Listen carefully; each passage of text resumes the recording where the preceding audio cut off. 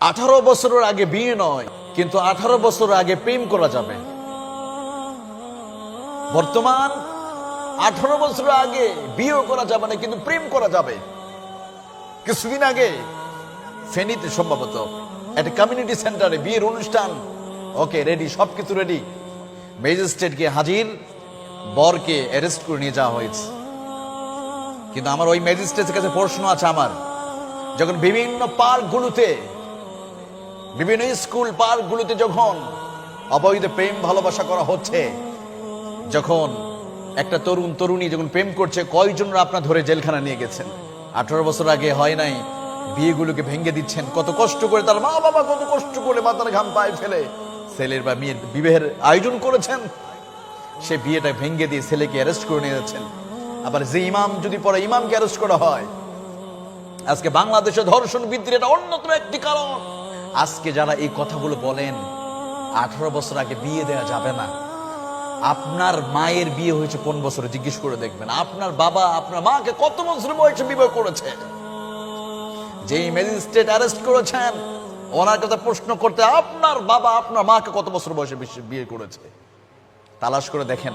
ওনার বয়স 15 বছর হয়তো হয় না, ম্যাক্সিমাম আমরা আগে শুনেছি 12 বছর 13 বছর বয়সে মেয়েদের বিয়ে হতো। কই 10টা 12টা করে সন্তান জন্ম দিয়েছে, তো কোনো সমস্যা হয় নাই। আর বর্তমান প্রেম চলে সমানে, প্রেম ভালোবাসা করা যাবে কিন্তু বিয়ে করা যাবে না। যেই মেয়েটা ক্লাস 9 8 পড়ে, 9 পড়ে, 8 পড়ে, ইন্টারমিডিয়েটে পড়ে, যারা প্রেম করছে তাদের বয়স তো এখন 18 বছর হয় নাই। তো তার মানে কি এই বয়সে প্রেম করা যাবে কিন্তু বিয়ে করা যাবে না? কি রকম ভাবে আমাদেরকে গিলানো হয়েছে এই কথাটা। অথচ কোরআন হাদিসে জানা যায়, আল্লাহ রাব্বুল আলামিন জানিয়ে দিয়েছেন, যখন তোমাদের মেয়ে যখন বয়স হয়ে যাবে, প্রাপ্ত বয়স্ক যখন হয়ে যাবে, তোমরা দ্রুত বিয়ে দিয়ে দাও।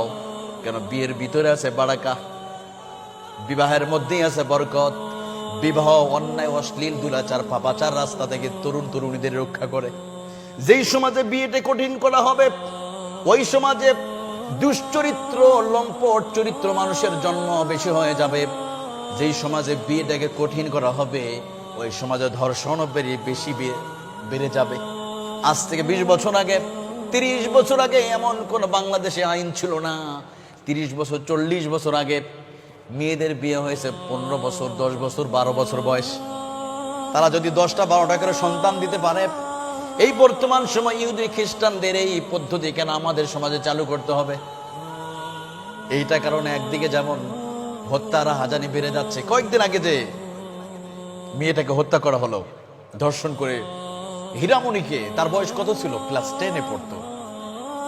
আর ক্লাস 8 মির্জা গোলাম নামক একটা ছেলে চট্টগ্রামে তার বান্ধবীকে পাহাড় থেকে ফেলে হত্যা করে ফেলে ছেলেটাকে। সে তো 18 বছর নয়। তার মানে কি প্রেম ভালোবাসা এগুলো সমানে চুটে প্রেম ভালোবাসা করবেন, কিন্তু বিয়ে করা যাবে না, বিয়ে দেওয়া যাবে না। আর যিনি বিবাহ করছেন, বিবাহ দিচ্ছেন যে বাবা, তারা তাদের পছন্দ। এবং একটা মেয়ে, সে টাঙ্গাইলে একটা মেয়ে বলছে যে আমি রাজি আছি, আমি প্রাপ্তবয়স্কা, আমার বাবা বিয়ে দিয়েছে, আমি বিয়ে করব। সে মেয়েটা কান্না করতে স্যার বলতেছে, আমার বাবা কত কষ্টের টাকা দিয়ে এই ভালো একটা ঘর পেয়েছে, এই বিয়েটা ভেঙে গেল, আমার বাবার কি হবে, কে তার দায়িত্ব নেবে? বগুড়া শাহজাহানপুরে একটা ঘটনা ঘটেছিল, একই অবস্থা। মেয়েটা সে বলেছে আমি আত্মহত্যা করে মারা যাবো, আমার বাবার কি হবে? তার যে ম্যাজিস্ট্রেটরা গিয়ে ভেঙে দিয়েছেন, আপনারা বুকে হাত দিয়ে বলেন আপনার মা বাবার বিয়ে কোন সালে হয়েছিল, কত বছর বয়স হয়েছে? এই বিষয়টা আমি মনে করি সরকারের চিন্তা করা উচিত, একটু চিন্তা করতে হবে মনে হয়।